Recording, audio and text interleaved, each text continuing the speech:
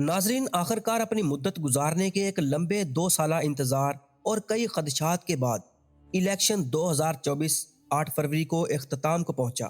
लेकिन वो अलग बात है कि अब तक ना सिर्फ वोटर बल्कि कैंडिडेट भी इलेक्शन कमीशन के नताज के इंतजार में बाहर डेरे डाले बैठे हैं। 2018 में बनने वाली इस हुकूमत ने इतने उतार चढ़ाव देखे, हुकूमतों के रद्दो बदल देखे, सियासतदानों के ज़मीर बिकते देखे। ऐसे ऐसे वाकयात, अनहोनियाँ, जुल्म बरबरियत, कत्लो गारत, नाइंसाफ़ी, उल्मा सू की खामोशी, रियासत का अंधा कानून, बिकाऊ मीडिया, कलम फरोज सहाफ़ियों, करप्ट सियासतदानों, एस्टेब्लिशमेंट की मनमानियों के साथ ये 7 सालों का तवील पॉलिटिकल दौर 70 सालों जितना लंबा महसूस होता है। एक मिसाल आप सब ने सुनी होगी कि देर आए दुरुस्त आए, लेकिन ये मिसाल पाकिस्तान के लिए बिल्कुल नहीं है, ख़ास तौर पर इसके इलेक्शन प्रोसेस के लिए। क्योंकि यहाँ पर अगर देर हो या सवेर, यहाँ पर जीतने वाले की अगर ऊपर बात हो चुकी है तो इसे नींद की गोलियां खाकर सो जाना चाहिए और अब बस ख्वाब के अंदर वो खुद को मिनिस्टर या प्राइम मिनिस्टर तस्वर करके इस ख्वाब के मजे ले जो कि अब हकीकत बनने वाले हैं। इलेक्शन 2024 से पहले की सूरत हाल पर तबसरा करके वक्त ज़ाया करने की बजाय सीधा मौजूदा हालात यानी कि मुद्दे की बात पर आते हैं। इलेक्शन में एक पॉलिटिकल पार्टी पाकिस्तान तहरीक इंसाफ का मुकाबला तमाम मुल्की सियासी जमातों, जुडिशरी, एस्टेब्लिशमेंट और मीडिया के साथ है और इस वक्त ये सब मिलकर भी एक ऐसे शख्स और इसकी पार्टी को नहीं हटा सके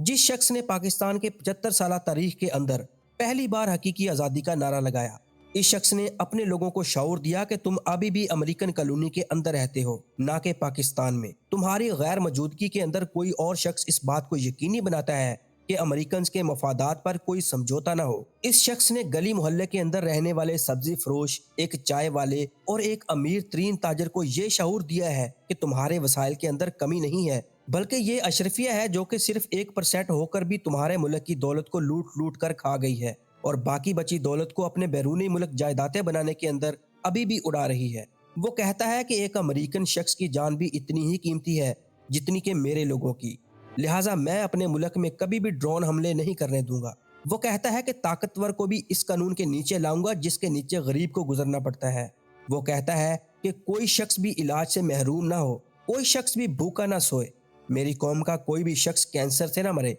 कोई भी तालीम से महरूम न रह जाए। वो कहता है कि खुददार बनो, आज़ाद फैसले करो, इकबाल के शाहीन बनो ताकि दुनिया तुम्हारी इज्जत करे। इस इतने संगीन जुर्म की इस शख्स को इतनी बड़ी सजा दी गई है कि आज वो शख्स अडयाला जेल में कैदी नंबर 804 के नाम से मौजूद है, जिस पर कौमी मुल्की सलामती को नुकसान पहुंचाने वाले साइफर, जिसे कोडिंग लेटर भी कहते हैं, जो दो मुल्कों की हुकूमतें इसे आपस में बातचीत या पैगाम पहुंचाने के लिए इस्तेमाल करती हैं, इसे लीक करने, तोशाखाना में घड़ी जमा ना करवाने और इद्दत में निकाह जैसे घटिया इल्जामात पर तकरीबन 30 साल की सजा सुना दी गई है और इसकी पार्टी को तोड़ा गया, इसके कारकुनों लीडरों को उठाकर जेल में डाला गया, इनसे जबरदस्ती प्रेस कॉन्फ्रेंसेस करवाई गई, इनसे पार्टी का निशान छीन लिया गया, इसे घर वालों की गिरफ्तारी से डराया गया, स्कैंडल बनाए गए। लेकिन वो कहता है कि ना तो मैं डील करूंगा और ना बाहर भागूंगा क्योंकि मेरे लिए गुलामी से बेहतर है मौत। नाजरीन, इमरान खान ने खुद जेल जाना इसलिए पसंद किया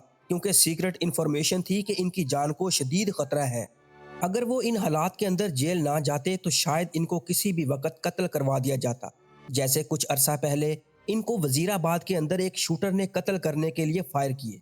लेकिन वो मौजजाना तौर पर बच गए। ये सब कुछ मैं अपनी तरफ से नहीं कह रहा बल्कि ग्राउंड रियलिटी की बात कर रहा हूँ, जिनसे आप डिनाई नहीं कर सकते क्योंकि ये सब कुछ रिकॉर्ड पर मौजूद है। जबकि इसकी अपोजिट साइड पर हम देखते हैं कि मुल्क को लूटकर बाहर जायदादें बनाने वाले आज मुल्क के हीरो बनकर वापस आ रहे हैं, जिनकी औलादें बाहर, जायदादें बाहर, ईदें बाहर, वो सियासत करने सिर्फ पाकिस्तान के अंदर आते हैं। अब तक की मौजूदा सूरत हाल के मुताबिक इलेक्शन का मुकम्मल नतीजा नजर नहीं आ रहा, अलबत्ता 50% से ज्यादा नतीजों के मुताबिक पीटीआई के आज़ाद उम्मीदवार इस वक्त हर जगह पर एक वाज़ेह अक्सरियत से लीड कर रहे हैं। यहाँ तक कि केपीके और पंजाब के अंदर इनकी वाज़ेह अक्सरियत नजर आ रही है, जबकि दूसरे नंबर पर है पाकिस्तान मुस्लिम लीग नून और तीसरे नंबर पर है पाकिस्तान पीपल पार्टी, जो कि सिंध और बलोचिस्तान के अंदर इंतहाई मजबूत हालत के अंदर जीतती नजर आ रही है। लेकिन कुल मिलाकर इस वक्त सूरत हाल ये है कि कोई भी पार्टी इस वक्त वाज़ेह अक्सरियत नहीं ले सकी कि एक मजबूत हुकूमत बना सके,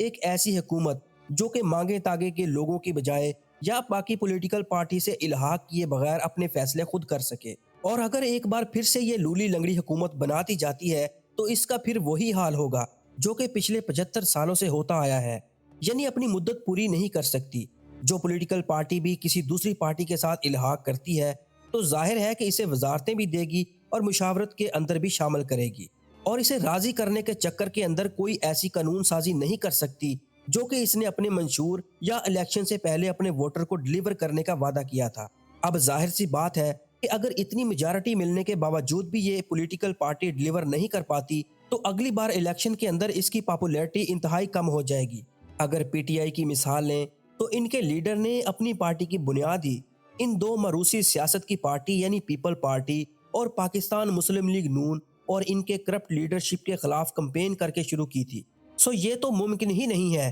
کہ دونوں میں سے کسی ایک کے ساتھ الحاق کر کے فیڈرل کے اندر اپنی حکومت بنانے کا سوچیں، ورنہ ان کا اپنا ووٹر ان سے بدظن ہو کر کہے گا کہ اگر ایسا ہی کرنا تھا تو پی ڈی ایم کے اندر کیا برائی تھی۔ دوسری بات، یہ دونوں پارٹی یعنی پیپل پارٹی اور مسلم لیگ نون مل کر اگر وفاق کے اندر حکومت بناتی ہیں تو پی ٹی آئی اپوزیشن میں جانا بہتر سمجھے گی، کیونکہ عمران خان پہلے ہی کہہ چکے ہیں کہ مجھے بیساکھیوں کی حکومت کی ضرورت نہیں بلکہ خود مختار حکومت اور ان کا مینڈیٹ قبول ہے، ورنہ ایسی حکومت سے نہ ہونا بہتر ہے۔ اب حکومت بنانے کے لیے ان دونوں پارٹیز نے مل کر پی ٹی آئی کے آزاد امیدواروں کے ضمیر کی منڈیاں بھی لگانی ہیں۔ اربوں روپے کے پیسوں کے بیگ پہنچانا ابھی باقی ہے، جوڑ توڑ شروع ہو گئی ہے، اور کئی نامی سیاستدان اپنے ضمیر کا سودا کر کے 5 سال کے لیے اتنا مال کما لیں گے کہ پوری عمر بیٹھ کر کھائیں۔ اگر اس طرح سے وفاق کے اندر ان دو پارٹیز کی حکومت بنتی ہے تو یہ انتہائی کمزور حکومت ہوگی، یہ عالمی اعتماد کو حاصل نہیں کر سکے گی،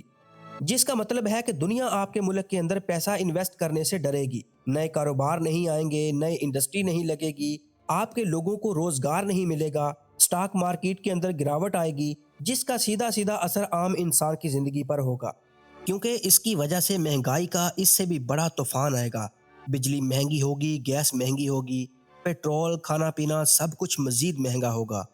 اور یقین کریں کہ اس مہنگائی نے عوام کی جو کمر توڑ رکھی ہے، اگر اس سے زیادہ مہنگائی ہوتی ہے اور عوام سڑکوں پر نکل آتی ہے تو حالات کسی کے کنٹرول میں نہیں رہیں گے۔ پولیٹیکل سٹیبلٹی کسی بھی ملک کی مضبوطی کی پہلی شرط ہوتی ہے، اور یہ صرف اور صرف آتی ہے صاف اور شفاف الیکشن سے۔ میرے مطابق اگر موجودہ حالات کے اندر اگر یہ دو پارٹیز حکومت بناتی ہیں تو ایسی حکومت مشکل سے مشکل 6 مہینے نکال پائے گی، اور اگر اس کو مزید لمبا کھینچ بھی لیا جائے تو میکسیمم 2 سے 2.5 سال، جو کہ ہمیشہ سے چلتا آ رہا ہے، یعنی ایک بار پھر سے وہی پولیٹیکل انسٹیبلٹی۔ عمران خان کے دور کے اندر الیکشن کے اس پروسیس کو ڈیجیٹلائز کر دیا گیا تھا، غیر ملکیوں کو جو کہ 1 کروڑ کے قریب ہیں ووٹ کا حق دیا گیا تھا، لیکن ان سب کو بدل دیا گیا، اور آج 2024 کے اندر صورتحال یہ ہے کہ ہم پچھلے 75 سال کے دور کے اندر جی رہے ہیں، کیونکہ ہر 5 سال کے بعد ہم اسٹاف سیکیورٹی پرنٹنگ تنخواہوں پر عوام کا اربوں روپے کا ٹیکس ضائع کرتے ہیں،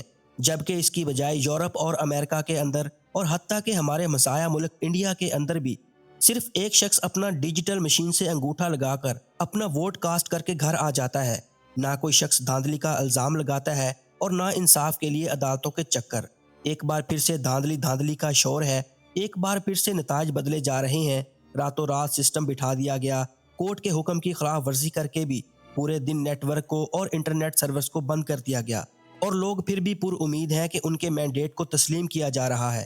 دیکھیں ناظرین، ہم جب تک مسئلے کی جڑ کو نہیں سمجھیں گے، ہم ہمیشہ ٹائم کے ساتھ ساتھ نظام کو نہیں بلکہ صرف چہروں کو ہی بدلتا دیکھیں گے، جو کہ اس بار بھی ہوا ہے۔ تو اب سوال اٹھتا ہے کہ آخر ان سب کا حل کیا ہے؟